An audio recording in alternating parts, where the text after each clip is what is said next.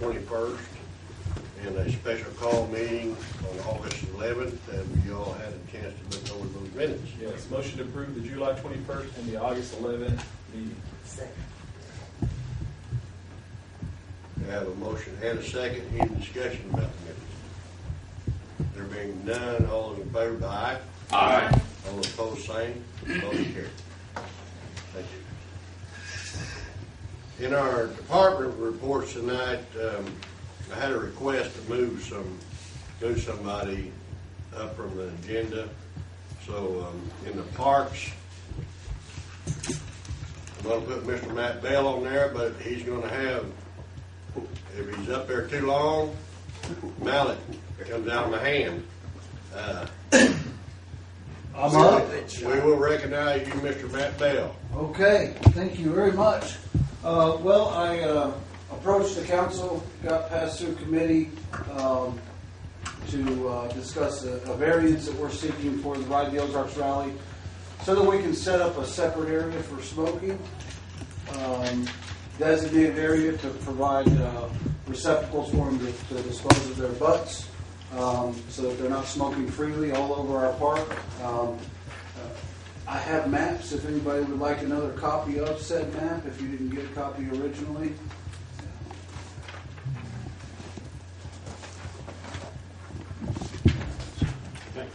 The area itself is quite small in proportion to the Minnie Harris Park stage area. Pardon me, Matt. Do you have an extra one? Oh, sir, yes, sir, I did. Thank you. There you are. I got another one too. But it's important to note that we're not encouraging smoking, but rather trying to minimize the impact that it will have on our park system. By providing a receptacle, people are more likely to use a receptacle than if there's not a receptacle. You go into a gas station, if you don't see a cigarette butt receptacle out front, you see cigarette butts out front.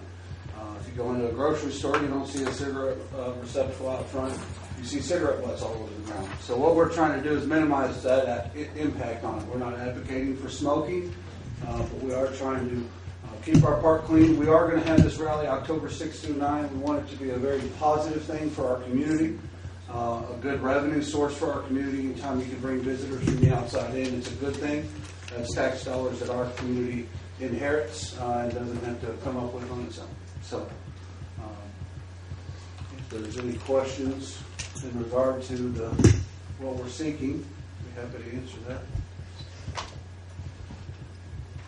What are you seeking? You asking for a variance on the? We're asking for a smoking variance ordinance? for the dates of October 6th through 9th at Minnie Harris Stage Park for us to provide cigarette receptacles within a confined area of the Minnie Harris Park stage. Roughly, about a third of the east section of the Minnie Harris Park stage area. Are you asking for a one-time variance or asking for us to develop a process to allow a variance for not only this event, but for others? I love coming to talk to the council. So if you would like to set something up so that we don't have to do this on a regular basis and you can free up your time and future council members' time, we would obviously support that as well. But right now, I'm only asking for 1 year, October 6th through 9th. And that'll also allow us to look at the impact that it's going to have on our Minnie Harris Park. What kind of an impact it's going to have on the non-smokers of that participate in the rally. So at this time, officially, I'm asking for a one-time variance. How many confirmed cyclists do you have coming in? Well, we have a Facebook ad campaign now. I'm one to say that I would go to an event and then I accidentally don't show up for it. But we right now have confirmed anywhere from 500 to 2,000. We're hearing that just a one group will be 1,000 bikes coming in together. It's a national organization. So, we're optimistic 3,500 to 5,000 would be what we're hoping for the first year. Now, realistically, if we can come in at 2,000 for a first year event, it'd be tremendous. It'd be the largest sporting event, tourist opportunity for our city ever. Matt, what is it, the relationship to Fayetteville's Bike Woods Park, date-wise? They have 300,000. No, dates. Date-wise. They are, end of September, so Ours we're. is 2 weeks after. Yeah, 2 weeks after. Okay. Yeah, we really wanted to leverage, we get a lot of motorcyclists that come in the month of October because of the fall colors, so we really wanted to leverage that, give them one more ride opportunity in our state before they retire their bikes, whether they be from Wisconsin or Minnesota. We've got reports of people coming from Tennessee, California, Florida even, so the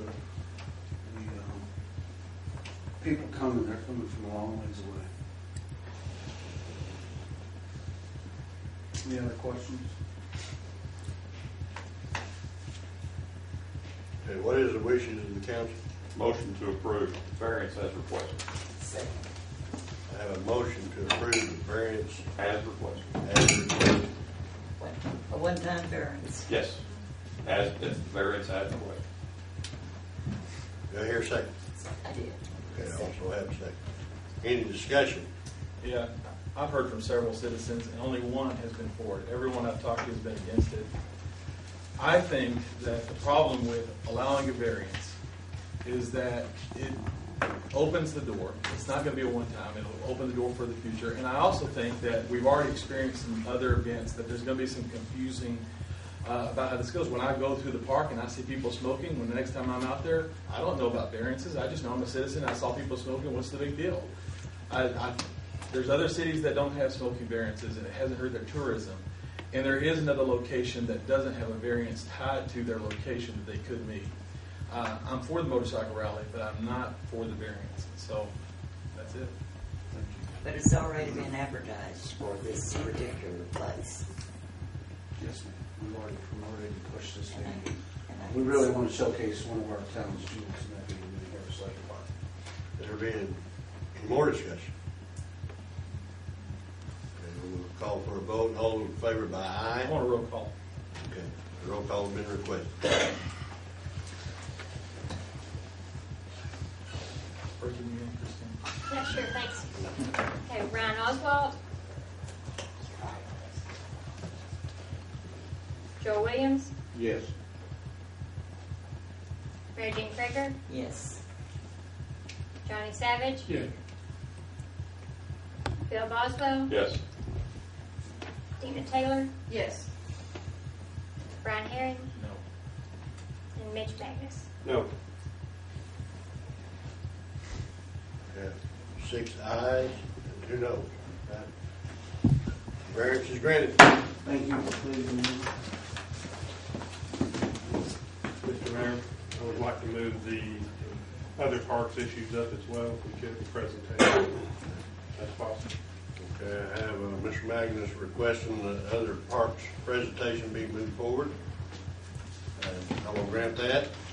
So we will go again. Mr. Hurlbut is here simply for clarification. Once again, the email that I'd sent out earlier in the week, giving you the same package that we got before. Now that we have all council here in a discussion, and I think there may be some other factors to consider. Chuck, would you like to speak to any of that as far as CATPC? Yes. This morning at the CATPC meeting, they voted unanimously to get $20,000 if the city council would match out of the 46 that we asked for, pay the rest or at least match the 20 is how they put it this morning. They would be willing to give $20,000 towards the pool. So that was passed this morning on contention of this vote tonight. Any questions on? Who's going to cover the other $7,000 for the pool? Is it $47,000, correct? $47,500. So that would leave a balance if 27. 27,500. So if we match CATPC, we're talking $20,000. That leaves $7,500. Right. Who's paying that? Like I say, that it would be up to us to either add that to what we would give them. We have options here. You know, they said they would give us that bond. We can leave that bond in their possession, the proceeds of the bond, and we can grant the whole 27.5 or whatever we make a motion for. Where's those funds coming from? What department, what line? Off the budget, where are they gonna come from? Luke, Would have to be another allotment. I start that. I assume it's going to be the allotment to park. Could be an addition It's to the lot we Would already. be an amendment, I guess an amendment, would it not? to this year's budget. To this year's budget. Now, the actual money would come, Or new fund. That's the other option if you don't want to tamper But the budget. we do not know when that bond will pay off. again, that would be their issue. It's been brought up that we handle it as a loan. Yes, out of next year's budget. Well, no, That won't, If you do it as a loan to them, it doesn't actually hit the budget line items for the P&L. It would just be considered a due from, and that's a balance sheet item which isn't budgeted. Speak English. They would owe us back that money. When? At some point in time, whenever you also choose. I would say out of next year's budget so that we know. But at that point, they would be paying it back. We would not be giving them money. They would be paying us back. Okay. I'm not in a position to say this because I'll be done in December. However, what would be the difference of us making the budget for Parks and Rec at $527,000? Or yeah, correct, 500. What am I trying to say? you're adding another Add 27,500. 27.5 to their budget for next year. And I'm only asking, can that be done? Well, yeah, that can be done, but how are you stipulating we get the money back? Well, that's where I'm trying to get to. If you're budgeting the 527, you do not plan on getting it back. So, And remember, an allotment, we can't get it back, a loan we can. In the current budget year. Do we tie their hands badly though with a loan for 27.5? If it's covered by the bond they're expecting anyway, then it, Now the bond's gonna, how much that bond's gonna cover is still a question mark, correct? Yes. And when it's going to pay. Is there any time frame, Jeff, as to when that will pay? It's all tied up with law. No answer. I would be guessing. it doesn't go to trial until the end of October. And then you don't know The hearing's next if month. that, how that plea will be. I mean, if she'll be found guilty or not guilty. And we are already missing over $30,000 that you know. And the maximum that you hope to recover is $25,000. Well, we don't know that. No. But you do know it's over 30. We don't know what the bond is for. The procedures are, it's right now still in court. When the judge makes a ruling on it, it will go to the bond company. Slap me, man, if I'm gonna get down the way. It will go to the bond company. The bond company will hold a hearing, and they only meet once a quarter. But a representative of the city will have to go down to that hearing, and they will discuss the monies there. We got a ballpark figure, but that's all it is. That could change with the court system. So I'm not going to put a figure out there. Let's put it that way. But that's how that system works. It could take. Well, if you're familiar with the court system, there's no date. But I don't know if you want.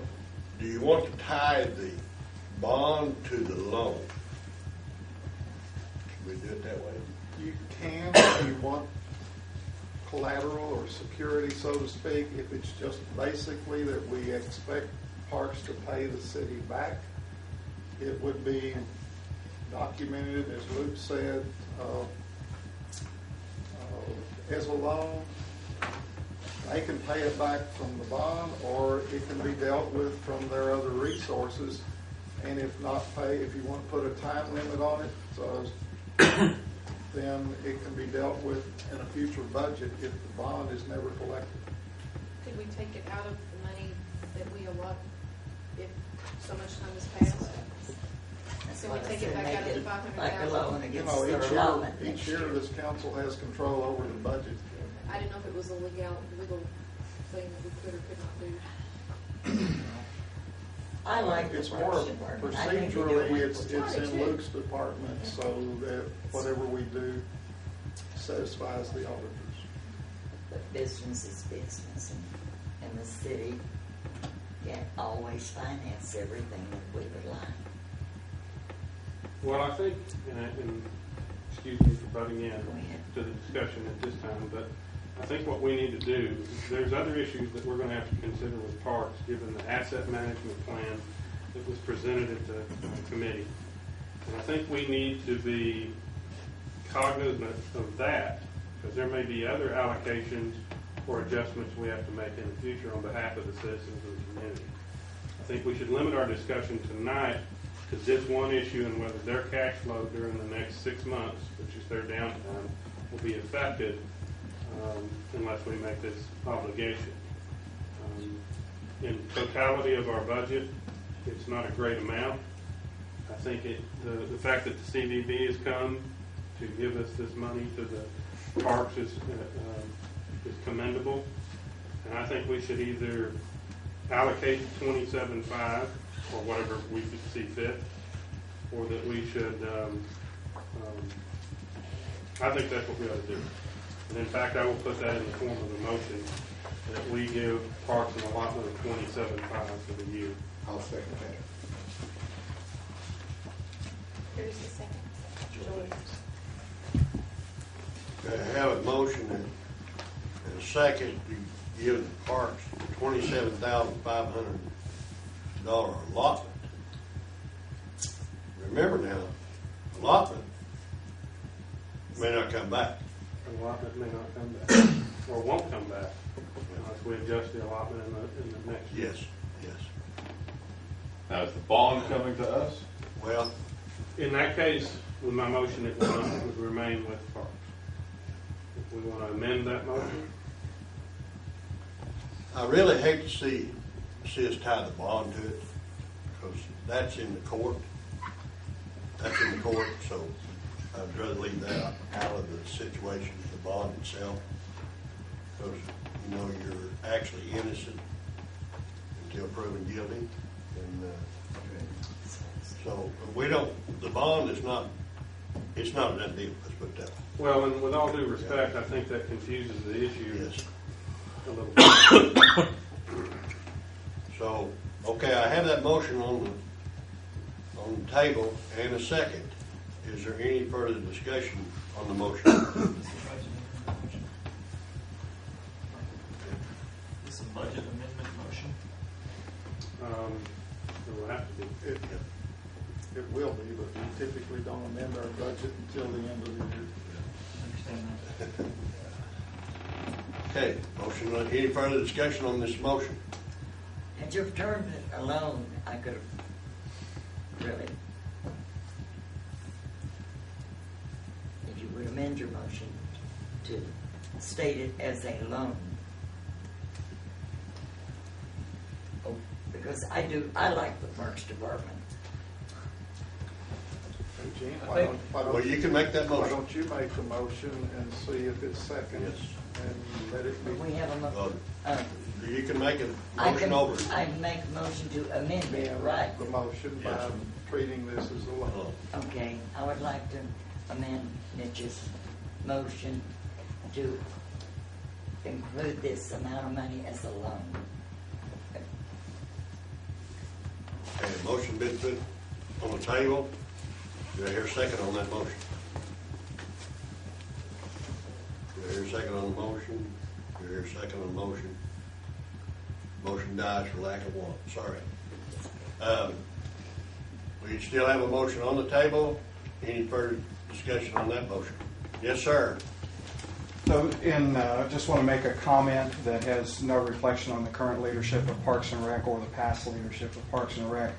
But as a citizen, I would like to point out that if we're going to continue to invest in Parks and Rec and increase our investment and our obligation as citizens of Harrison to Parks and Rec, things like pool liners and other assets that Parks and Rec has, they do have a lifespan. And I have to say that when I first heard of this issue that had come up a year ago, the fact that there was no provision in the budget to replace this asset over a period of time, knowing that it does have a limited lifespan, I was appalled at the bookkeeping practices that allowed that to happen. So as a citizen, I would want to be assured by Parks and Rec that not just pool liners, but any other asset that they have that has a limited lifespan, and we know that it will have to be replaced at a certain period of time, that there is a line item within the budget, the current budget, that allows money to be set aside to replace those assets that are going to wear out and die and need to be replaced. I'm in favor of what Mr. Magnus is proposing, but only with that caveat. If the Parks and Rec does not move in that direction in their budget, then I would be against any further allocation to the Parks and Rec. Thank you. And I'd like to add and speak to the motion as well. Mr. Turner, we actually addressed this at a committee meeting. We actually brought that up, and I think that goes to Mary Jean. It may not be a loan, but just to maybe help you with the vote, the reality is budget time is going to come up, and at that time, if we feel like we can shorten the budget by that amount if needed to be, I don't think that affects the current motion that allowed it to get help. And I think, but moving forward, as we look at next year's budget, I think that's something to look at. I also think that when we move forward with this, it would be nice to see, to Mark Garner's statement, that they come and show us the budget so that we know that what we're voting for, that's being taken care of, a lot of the line. Now, because you've got the polls, which is a whole other issue. We can get into that. So can I address your concern Yes. and what you bring up, which is very valid. To put things in perspective, we have a $1.1 million operating budget. So we bring in $1.1 million. Roughly 60% of that is funded through what comes from the city, and then what we get from the CATPC tax. And it's almost 50% that comes from the city. That budget, we have ran for many, many years, and there is no extra. And I mean that in all honesty, there's not extra money. What we've cashed in to pay for the pool liner is $55,000 in CDs. That was what we could set aside, and we've had that for some time. We have $500,000 worth of stuff coming up in the next 5 years. We've actually done what you just said. I can't talk about what's happened in the past, but I can address what we're trying to do in the future. With the pool liner issue coming up, we know we went out and looked, did an inventory of all of our assets. Jerry and team did everything. Said, when is it going to come up? How much it's going to cost us? We put all that together, and in 5 years span, we know we're going to have $500,000 coming up. We don't have the money in our current financials. We don't have $500,000 now, and we're not going to have $500,000 in 5 years. One of two things is going to have to happen. It's pretty simple. Either we're going to have to get a revenue increase, some sort of revenue increase somewhere, or we're going to have to cut expenses if we want to start setting something aside. And cutting expenses means cutting programs. And I just want to make sure that we all understand that we're talking about loans, and we're talking about saving for assets, and we are on board with you guys. Unequivocally, I represent the commission, and we know it and we see it. There isn't money there to do that. We can't squeeze blood out of a turnip. We're going to have some conversations collectively as groups in Harrison, Arkansas, with CATPC, with the commission, and with our own part. What are we going to do collectively to help try to solve this issue? Because right now, if we remain on the trajectory we're on, we're not going to be able to replace our assets, and we're going to have to start shutting things down. And that's just a reality of the fact. We can't do anything else. So valid. I'm here thanking you for your time and what we're walking through. but we're also sort of raising the flag, the same flag that you're raising, and saying we see it and understand it too. And we're going to need to have some discussions collectively as a group, whatever those may be. And to that point, that future discussion this council will have to face, and the community will have to face. And that's why I was trying to hold it just to this discussion on this particular item, because this is the easy part.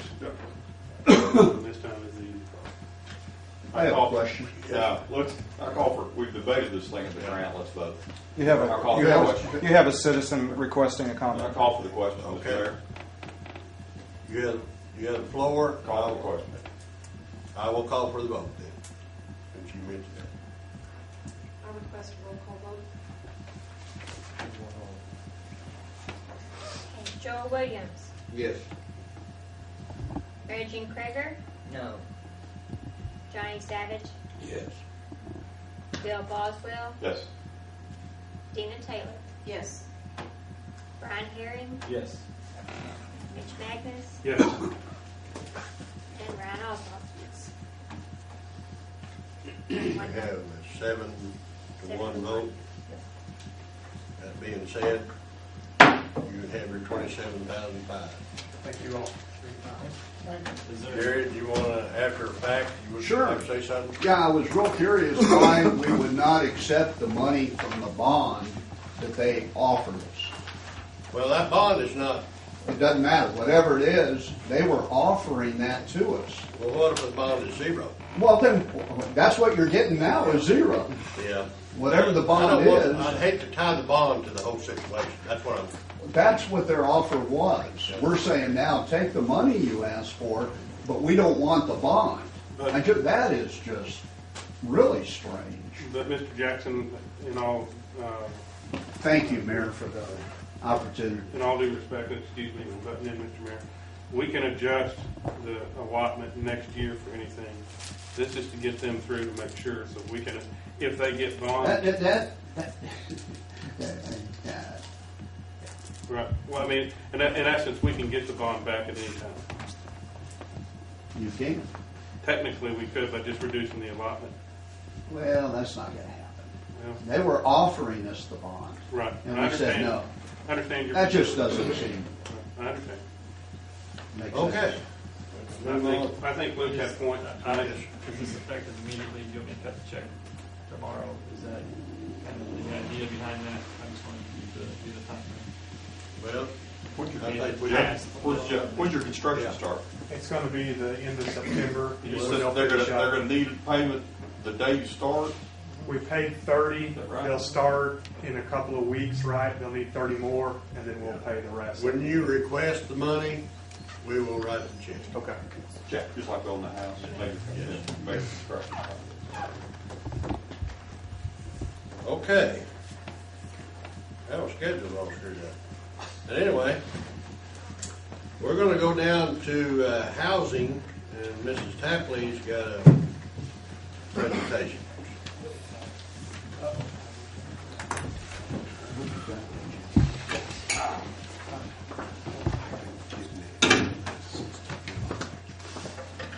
We've had a board term come up effective September 1st, and so what I'm presenting to council tonight is a confirmation of revised board terms that are according to the original council minutes back from August 25th, 2011, and then confirming along with that Brad Brown's reconfirmation with a new term.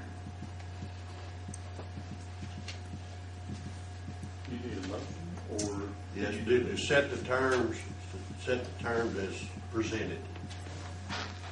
As presented. I'll make that motion. I will second that. Motion for a second. Any discussion on this issue? There being no discussion, all in favor, by aye? Aye. All opposed? Motion carried. Boy, you were fast, young lady. Thank you. Make up for math. I did. He paid me $5. Yeah, you wasn't asking for money, so. Yeah, exactly. Not yet. All right, we'll move on down. We're gonna go right in unless some of the department heads have something they need to bring to the table. financial statements, I apologize, they just got out. I've had auditors last week, and I just now got them out. You will notice that the sales tax numbers are actually up from what's reported by about $27,000 in the general fund. Good time. Interesting. Good time.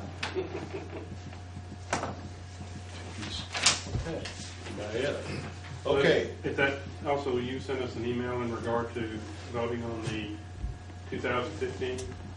Yeah, I didn't know if that was later or I didn't know what Okay, I didn't know if you wanted to address it. We can address it in finance. We can, if you want to bring it up now, we can go into Well, that. the only thing I thought we had done that in March.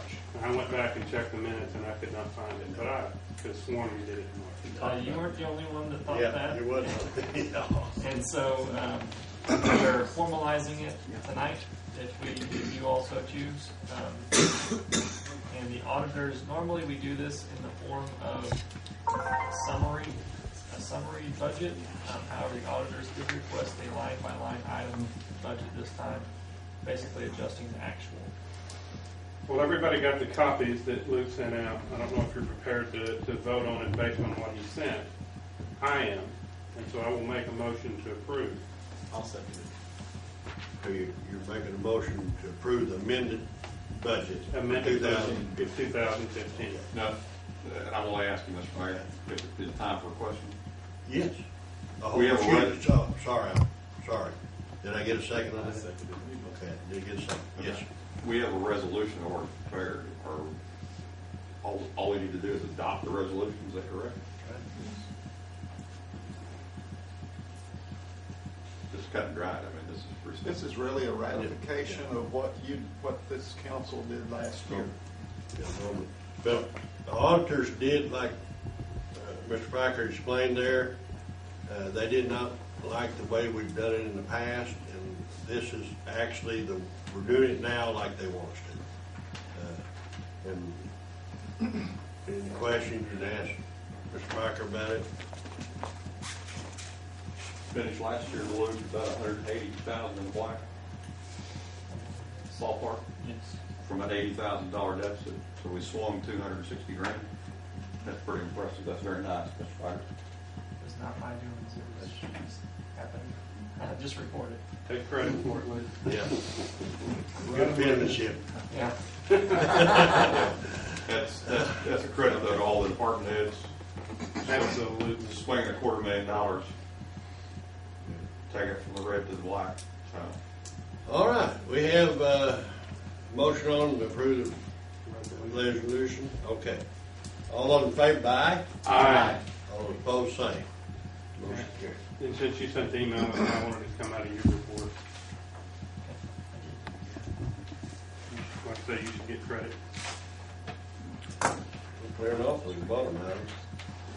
Okay, we'll go into committee reports then. Mr. Williams, you have anything you want to bring to the table? Not at this time. Mr. Magnus is going to come down to you. Yes, sir. Everybody was given and when I say final, I don't mean final, obviously, but our pay grids that we've been working on, I sent out. I didn't know if you had any questions at all in regard to it. Entertain any discussion in regard to it. I've been part of every discussion up to now. I'm ready to vote. Okay, I did want to make a couple of clarifications. There's been some discussion of COLAs, and again, if we had a COLA, at any time, it would be the entire grid, both police and fire. We would decide then separately as far as an increase. And just as a general example, we have a line step that's making $40,000. We said we're going to raise 1%. It's a $400 raise, but everybody gets that 1% raise within that grid. So there's no need to look at anyone past the grid that's currently, because they're at that upper limit of that grid if they're there, or at the bottom limit of that grid. So we would move the entire grid with a COLA. The next thing would be whether or not we vote on this now to go into the current budget, or the 2017 budget. If we need to do that now, Luke and I need to do some work as far as amending the current budget and telling you how much that's going to change. Like if we were doing it in last quarter or whatever. So, again, I open up the floor to any discussion, any questions that you have. We amended the inspector and training officer as far as ranks and steps. And I will leave it to somebody to say something else. Do you have any idea what the impact is going to be on the bottom line if we go for it now? Any idea? No idea. We would have to look at that because the biggest consideration there, whether we put it in, to be honest, is not the impact, but financially it wouldn't be as great as I think. The real concern for me is the rate of increase of our insurance. Now, the analysis that we gave you in the packet spoke to a 10% increase, and I can't remember, or 1% increase in revenue, right, Luke? And a 10% increase in insurance expense in cost of the city over the next. I know, look at me like that. But that's not realistic. It's not realistic. It's been 40% the last 3 years in a row. It's 40% the last 2 years, hasn't it, Luke? It was 40% last year and in the 20s the year before. Okay, so it's not realistic for what we're seeing right now. But if we put a 40% in for the rest of the term, The final year, you're losing $2 million in that 1 year alone. yeah. I totally understand. So that's the issue with putting it into effect currently, is because we might turn around and have to do something as far as the grid. Again, whether or not we increase it or decrease it as a percentage would be the entire grid. We get hit with another 40%, much like the parks budget as far as assets. We've got a major problem in November if we get another 40% increase. And the city and our insurance carrier, we've got to find a way of getting this under control, because it's 40%, it's unmanageable. Like Luke said, it's $2 million at the end that we're in the hole. Again, your analysis was based on a 1% increase in revenue with a 10% increase in insurance, and we're hoping that we can get there, and I don't know. So, I sense from your statements, Mr. Boswell, you would like to see us have a budget impact for this year before we do go further? Well, I think if we're going to ask it to be in effect for this year, we need to know what the bottom line effect's going to be, or a reasonable amount. I mean, we don't need to just give carte blanche and then have no idea what that bottom line is going to be affected by. Well, my comment on the analysis before, I told everybody that if you take my 15-year plan that Luke and I put together, and you brought it to me 2 weeks after that, I would deny that I even put it together, because it's play money. I understand. It's not with me. It's not that I'm against it at all. That's not my point. Absolutely. We need to know, as councilmen and representatives and stewards of the city's money, what we're talking about. Well, that would be what I would want to do. I would want to wait if we even consider putting it into this one. We're going to have to discuss it for next year's budget regardless. But before we vote on it, put it in this year, like in the last quarter or whatever, again, I need to go through it, because we didn't do that. You know, are we talking retroactive back to January 1 No, or sir. effective only for the last quarter? We put it in effect for whatever council voted, obviously, but I'm not looking to put it retroactive. It would be for the remaining part of the year. When will we find out on the insurance for next year? November, for sure. We've normally been getting it in November. I anticipate it maybe a little earlier into October. We did get preliminary numbers through May of this year, and it doesn't look good. So we're upside down. More going out than what's coming out. There is some adjustments. I won't say upside down, because the two highest months are the first 2 months of that period. So I assume those will go kind of roll, I won't say roll off, but roll into the back half of their actuarial calculation. So it wouldn't affect it as much. However, I don't know what June and July of this year has brought, because there's stuff that's happened that I don't know about. Obviously, I don't know, about everybody's family life, and if something has happened, I don't know each department if something has happened in the last couple of months. If we're looking at the last quarter of the year, we still have time to do this in September. Yeah. Yes. I would be in favor of let's see what the bottom line effect is going to be. dollars and cents by the time we meet in September. If it's a thumbs up, and I'm only 1 out of 8 here, so Well, I that's agree my with that. feeling is let's get a look at what the bottom line dollars and cents going to be. We might also have a sense of what insurance is going to do to us. Maybe doubtful, but maybe, and then we can decide whether we want to do it for the last quarter. You know, last year when we discussed this, our concern with insurance, we're sitting back and hoping something happens. And there's going to have to be some sort of action taken to our discussion back then, and I'll remind you all of it, of what we pay for dependent coverage and how much we pay and who's covered for deductibles, because there's got to be some serious decisions made because, again, that analysis based on 10%, you're right, it's not reasonable, what we've been experiencing, but Plus, I think our coverage in regards to families with dependents is way better than most employers do. yeah, and I'll be honest with you, Bill, if we took just the last 2 years when his response when we plugged it into the spreadsheet and looked at it, he goes, well, that can't be right, and leaned forward because the numbers look goofy. You know, you just can't imagine what that does with a 40% increase over 5 years or whatever. Yeah, I mean, you don't want to cut the legs up from our employees because one of their best benefits of being an employee of the city of Harrison most likely is going to be their insurance in this day and time.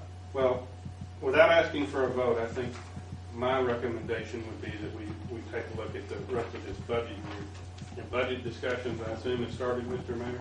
Yep, sure have. So we have to plug it in for next year if we're going to do it. So we'll have an idea of next year for sure here shortly, but we'll plug it in and see what Luke can come up with. Can you have it ready by the time we meet for committee meeting? Oh, yeah. No, not the budget. no. The impact on this, yes. The impact for the last quarter of 2016. Yeah. Can we have it ready? Yes. We can do that, can't we? Yeah, that's not a problem. You I'm going to kind of reference back to the health insurance part. You're looking at 1 year, you know, the back half of it really, whenever we're talking 15 years out, I'm talking the first year of it. That might look great. What's it look like in year 15? Yeah, you don't know. Yeah. You don't know, but, you know, just with, we don't know that. You're correct. But even though we don't know what it's going to look like, we can give you expenses and what we anticipate expenses. We can anticipate somewhat relatively revenues. We cannot anticipate health insurance, although we both, or we've all kind of agreed here that 10% is unrealistic. So don't just look at that first year, look at all of it. Because, again, this is setting it in stone for until it's unadopted, I guess, is what that would be doing. What we Does talked. the city have a wellness program? The city does not have a wellness program currently. Will our insurance carrier require it in the future? Some of them do. We're in the process now. How many people have we actually interviewed us on insurance And 3 or 4. already? We started that process. When we told Mitch, just so it's clear in my mind, Yes, sir. cost of living adjustment, we're talking more than just police and fire. We're talking about every employee in the city. Well, we're talking about every employee in the city, but like I say, the grids themselves would move up. So let's say. So that's going to affect not only police and fire, that'll affect bottom line across the line. Yeah, whenever, Okay. I mean, I assume that we could make it exclusive to one section of the department, but when you do that, I don't know that you could. I don't know. You can do a cost of living adjustment. Like I say, my assumption is you have to do it with everybody. You just have to say the city payroll is going up to this amount. Yeah, Again, my point is that the grid has to move up. We can't move one step up or one line item because then it messes the rest of it up. In other words, the bottom guy is going to move up the same amount percentage-wise as the guy at the top step. So that's citywide. So you want to hold off then until we prepare Well, committee that's, meetings? yes, sir. That's the only thing that Luke and I didn't do because I didn't know how far we would be along with this process. I was hoping to get it done once again back in May or June, and this thing just kept moving on. Well, my concern now, you know, it's a real good pay grade, you did a good job on it, all of you have worked on it.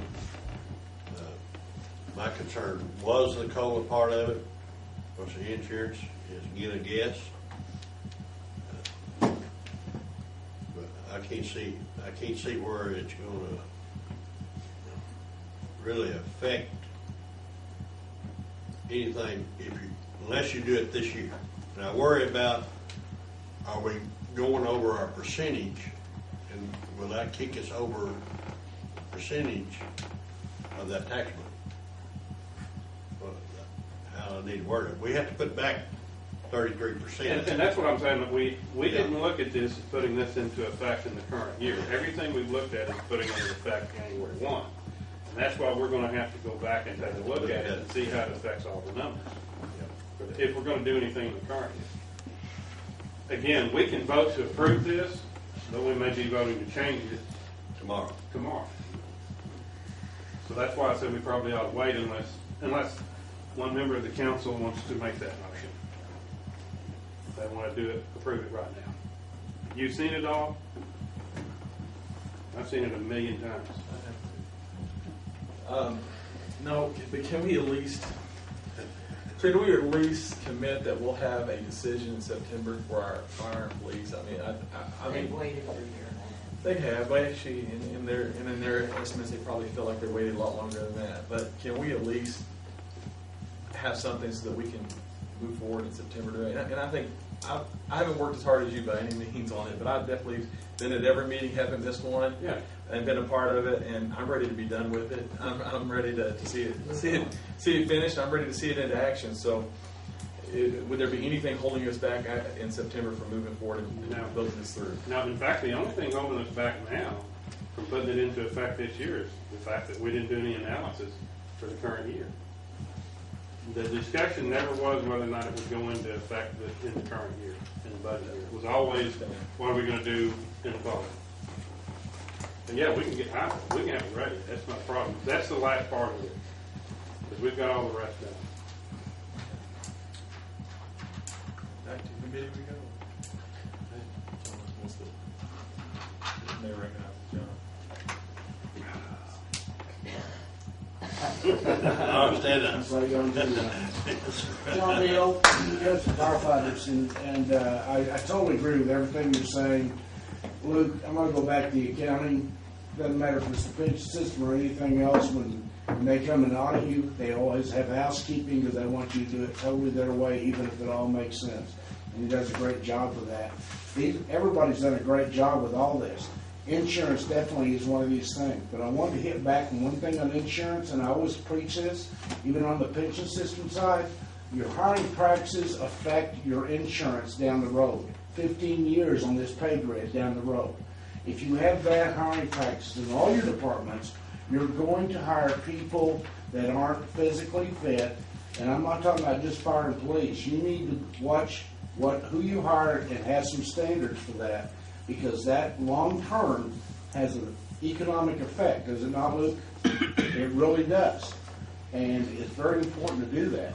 As far as I agree with Brian, and I know you guys are working hard at it, that we should try to take a look at it if you have time and put it in effect as soon as possible after you decide if all the numbers come out right, as soon as Luke is able to punch all the numbers in, because he has to have a certain amount of time too. It's not something he goes down there and goes, oh, I got it done. So I respect what he has to do. But remember your health care. I think cities in the United States and the state of Arkansas are being held hostage by insurance companies. No offense, Ms. Taylor. Okay. None taken. Okay, none taken. But I really believe that you're being held hostage just like every city in the state of Arkansas. And insurance companies are going to have to be realistic and come up with some numbers that make life easier, or else you can't offer that benefit. And you're going to have to. Okay, thank you. Thank you, Mr. Neal. Okay, if there's no further discussion on this one, we'll move on down to your shop expense. Shop expense, I sent everybody a copy of what Wade had sent me. I called it down quite a bit so you just wouldn't be fed a whole bunch of other numbers. We pushed, I feel like a number jock half the time. So you've got one page. I will let Wade go through it. If you have any questions of Wade, So, Wade, you'll present something to us here. This is a similar, I guess, spreadsheet table that we looked at earlier in the year. Breaks down the different departments, and then you've got sort of a percentage of utilization of the maintenance shop based off of the number of pieces of equipment that runs through the shop, the total material cost of maintenance, and the fueling station usage. These numbers right here are from January 1st through January 25th. And if you go look at column 6, that sort of gives you a percentage breakdown of every department that uses the shop. Obviously, the largest users are the water and the street funds at about 53%. And then it goes on down. Police is at 25%. The general fund's up to just under 8.5% through July 25th. Fire fund, just under 5.5% as far as that total usage. And if you look at column 7, that would be a revised contribution from the different funds into the maintenance shop based off of those percentages. Now, this is through July 25th. If I pulled these numbers up through this week, all of these percentages will change somewhat. Water and street, they've used quite a bit last month in the maintenance shop. Fire department ran most of their equipment through, or a lot of your larger trucks through the first half of August. So, their numbers will go up. I think the police has been pretty light in August, so their numbers will go down a little bit. They're not huge swings, but, this changes from month to month. But this is kind of where we stand, a little bit more than the first half of 2016. And if you have any questions, I'm happy to try to explain it.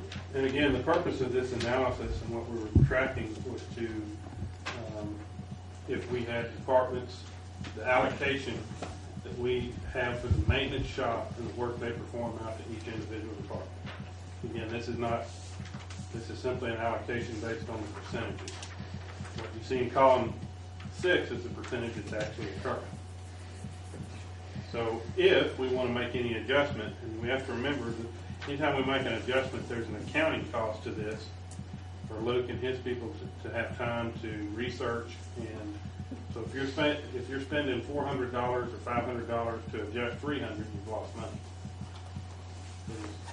There's diminishing marginal returns on some of this analysis. But you have what in effect in column 2 is what we're allocating in the city to these departments. And in column 6, the percentage that's actually going through it.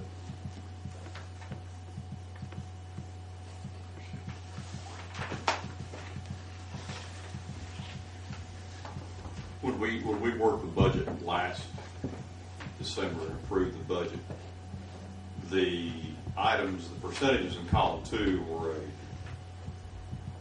question mark, I think, just about for every department, if I remember correctly, right?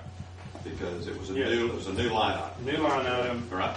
Yes. Previously, only the water and the street funds had been making. Right. And we said at that time that we would come back in July and look at these again. And that's fine. We're in August. Whether it's July or August, it's kind of immaterial to me. And I understand it. We're spinning our wheels by making a change to amend the budget, or do we leave it the way it is? I don't have an answer for that because I'm not the expert there. But when you see a $31,000 drop for water and streets, but then Wade comes back and says that, that just as easily could be back up and back to normal. Is this something we need to look at closer to the end of the year?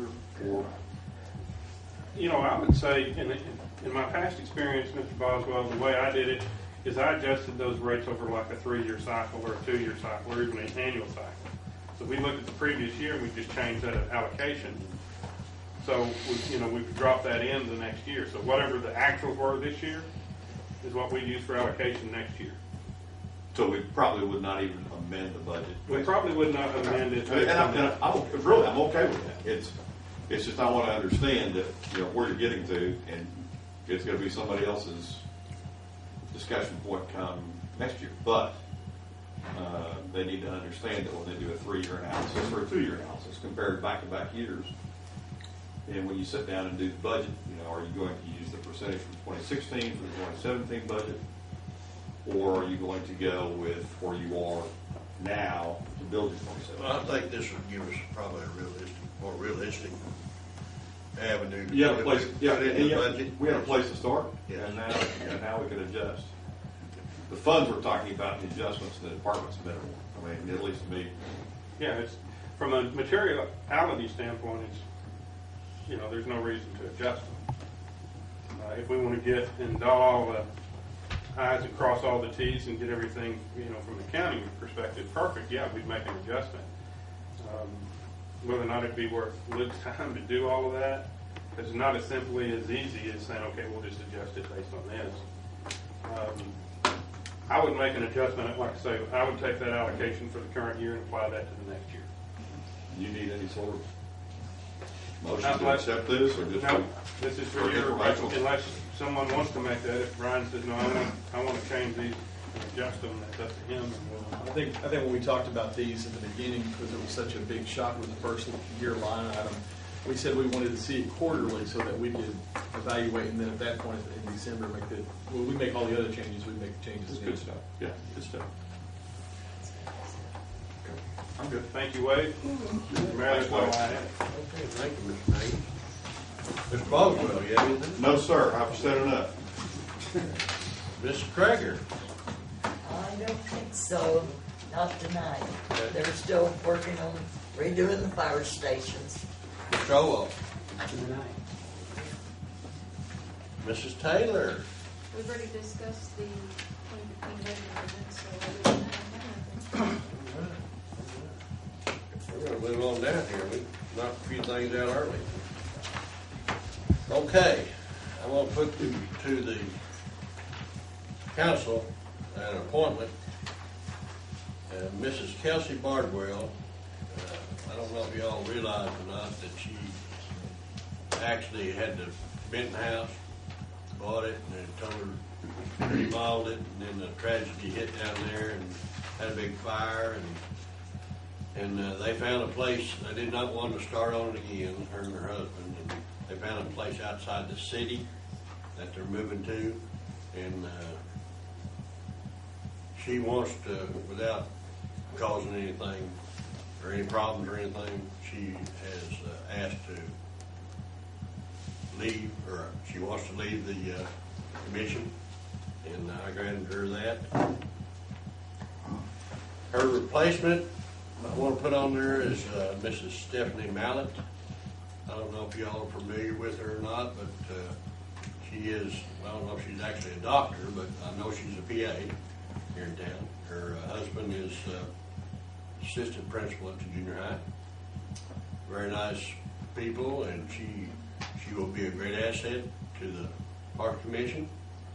She has children and stuff coming up in the program, and I will entertain a motion for her approval. So moved. I have a motion and a second. Any discussion? There being none, all in favor, by? Aye. All opposed, same. Thank you. Okay, I have nothing else. Any of the council people have anything they'd like? Anything else? You're kidding. Okay, I will open it to the floor. Really? I will open it to the floor. And, yes, sir, Mr. Johnson. How are you doing, Mr. Mayor? Good. I'm up here. Starting earlier this summer, I was surprised to see a coyote walking down the street where I live on. I live in the Ridgemont subdivision, which is up by the Goblin Water Tower. And the very next day, my next door neighbor said, "Hey, there's a coyote." I was on my back porch. A coyote came through my backyard and stopped and started staring at your backyard, fenced-in backyard. I have where I keep my two small dogs. And well, I said I better call animal control. Called animal control, and I spoke with him, and he said their coyote's tough. Okay. As the summer went on, I saw more coyotes in the neighborhood during the daylight hours, and become more and more upset. I've spoken to the mayor now 3 times. To the point now where I'm afraid to leave my dogs in my fenced-in backyard because I'm afraid of the coyotes. I don't know if coyotes are going to jump the fence or whatever. I know they're opportunistic animal, and they'll attack when they can. Whenever I walk my dogs through the neighborhood around Ridgeview or around Ridgemont Skyline, instead of enjoying the walk, now I'm just trying to look around to see if there's any coyotes there. Mr. Mayor, I've taken you up on your offer. You said that I should talk with my neighbors to see if there is a problem. Well, I have spoken with 103 of my closest and dearest neighbors. If you address that now, please. And these are people who I have spoken with. They're in the Ridgemont subdivision area, several in the Skyline area, and along Eugene. Most of these people know that have seen coyotes. They have heard the coyotes. They know that they've heard from their neighbors other than me that there's coyotes there, or if they haven't, they were amazed that they were coyotes in the neighborhood. But all of them want the city to do something about it. Now, while I was talking with the neighbors on Ridgeway, which is the very farthest south street in the Ridgemont subdivision, everybody on Ridgeway, which is a short street, they all pointed that way. They said there's a large pack just to the southeast of us, which is actually just south or just west of Skyline School. But they said they hear that every night. It's a large pack. They run up and down behind their houses. Two of the households on Ridgeway said they've seen as many as 4 coyotes at one time. One of the households on West Hope said they've seen 4 coyotes, as many as 4 at one time. I've seen 2 coyotes standing in the vacant lot at the intersection of Skyline and Ridgeview, which is where I live.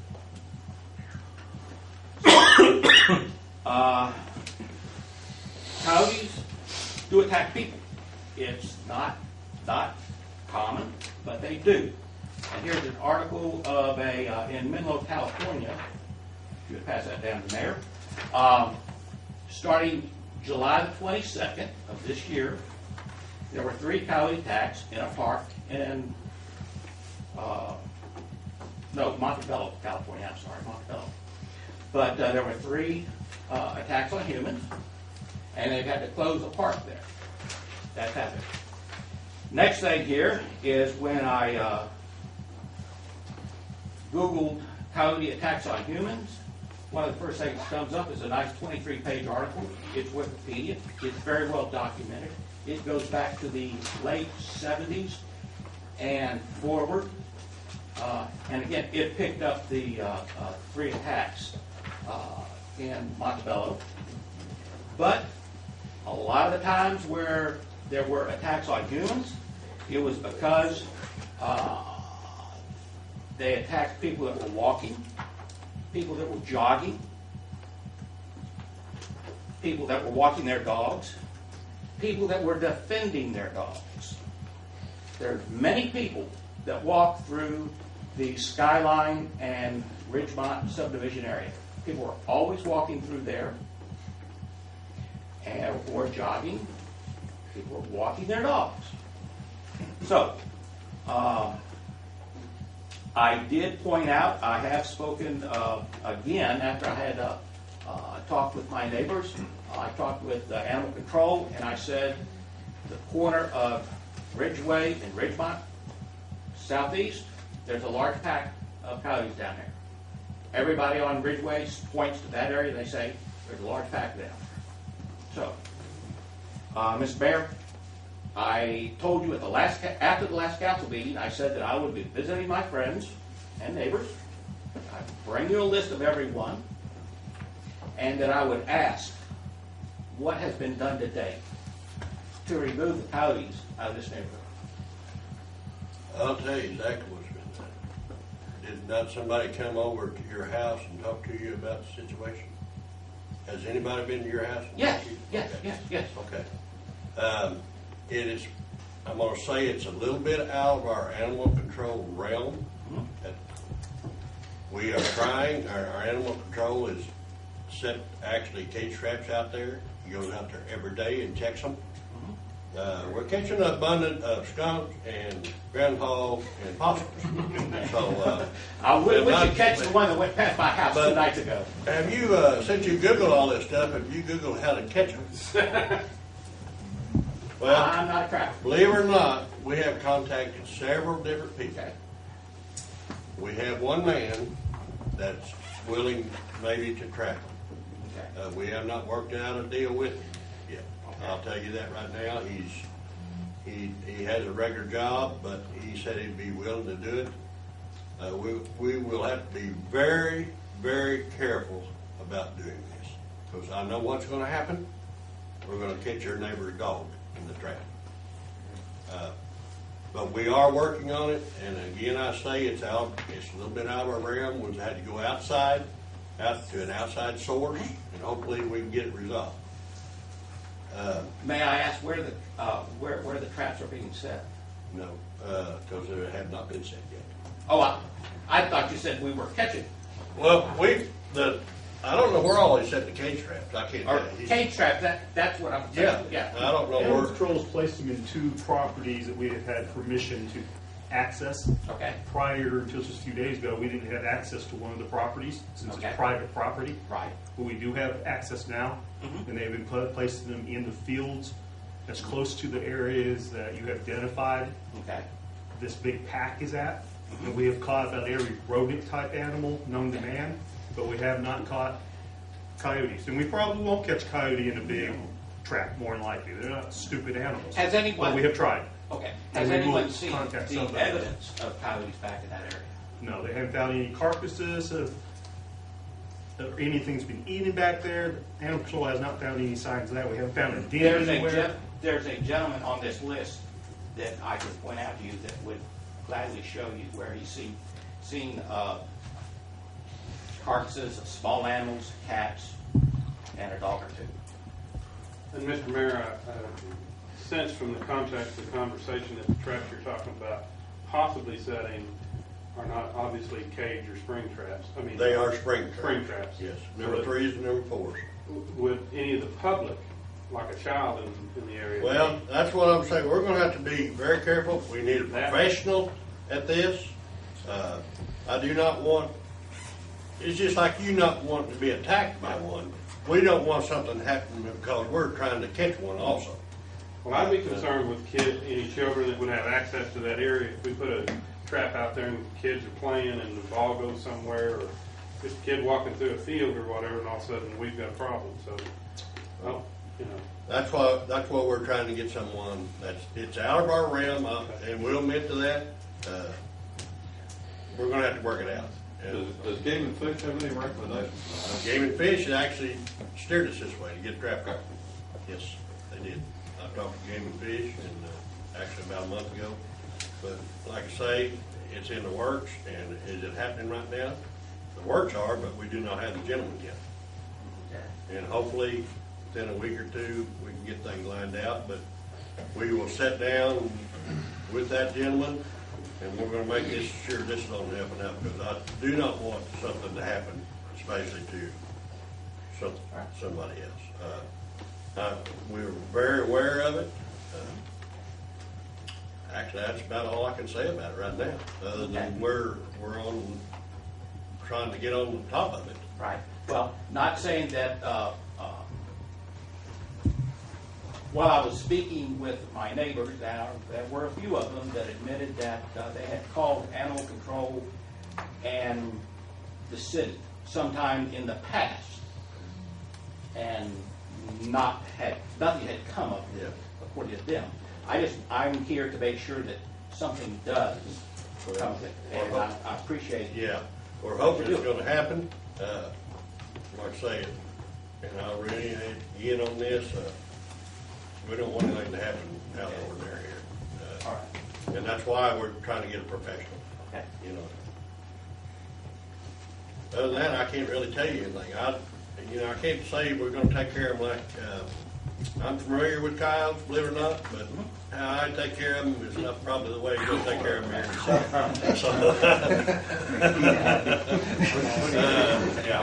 I'll say something, Mr. John. Mr. Johns, I live in Southern Hills, and my Valley View Church, and we hear coyotes running up and down that red Colonial all the time at night, and I've lived there 20-something years, and I hear them, and when I had different dogs shoot at a female, and they'll get a little bit lured, but it is dangerous, and I know out west they do things like poison them at big cattle ranches, which is not acceptable in some ways, but kind of like doing by the kids. But you may get rid of them for now, but it's a possibility they may move back around if they roam. They're territorial. Yes, they are. Something's forcing them to come inside a populated area. Well, I could say why probably they were there, but it's just an assumption. No, for some reason, I probably shouldn't say this. We had a feral cat problem in that area over there. All of a sudden, we do not have a feral cat problem in there. That was indicated. Yes. Can we move the coyotes to other parts of the city? But anyway, yes, sir. Yes, sir. Just to let everybody know, we are planning on having a citywide organizational meeting September 28th. I hope that we would have a location ironed out. At this meeting, it allows your organization, our organization, the Parks and Rec, Harrison Housing has been there. Any city-run organization, whether it be the council or even county, is welcome to this. It's an opportunity for us to get together, hash some things out when a vote isn't necessary, and put names with faces and that sort of stuff. So it's September 28th from 8 a.m. until noon. So if you want to go ahead and block out that slot, it's on a Wednesday. Block that slot on your calendar. I will come to you with a set location once that's determined. But this will be the third time we've held this meeting, and the idea is to show our citizens that we are working together so that there's not surprises like this maybe in the future. That's the goal. So anyway, you're all welcome to join. Lunch will be provided afterwards. Thank you, man. What are you serving? Yeah, why not postpone this trip? In the past, we've had pulled pork and fried chicken. Past that matter. What are you having this time? Probably pulled pork and fried chicken. What do you want from me? Okay, anybody else in the audience would like to speak? Okay, there being none, I'll entertain a motion.